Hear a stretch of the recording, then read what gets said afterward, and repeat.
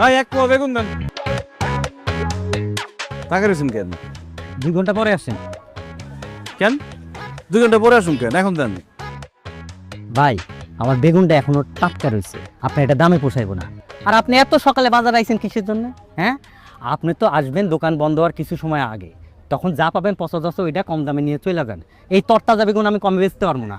আরে ভাই আজকে আমার তরতাজা জিনিসই লাগবে, আর আজকে একটা স্পেশাল দিন, বিশাল আয়োজন আছে। দেন আর 4-5টা কাঁচামরিচ নিতে হইব।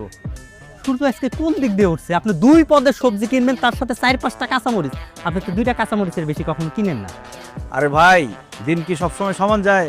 আজকে একটা স্পেশাল দিন, আমার মা আসতেছে গ্রাম থেকে, বাড়িতে বিরাট আয়োজন হবে, প্রচুর খাওয়া দাওয়া হবে। আজকে 2 হাতে বাজার করবো। 1 পোয়া বেগুন আর 4-5টা কাঁচামরিচ দিয়ে বিশাল আয়োজন করবেন? আলু আছে না, আলুর কথা কি বলবো? ওরে বাপরে বাপ, আলুর কথা তো ভুলে গেছিলাম। আমার বউরে একদিন আপনার বাড়িতে দাওয়াত দিন। আমার বউ গিয়ে আপনার বউরে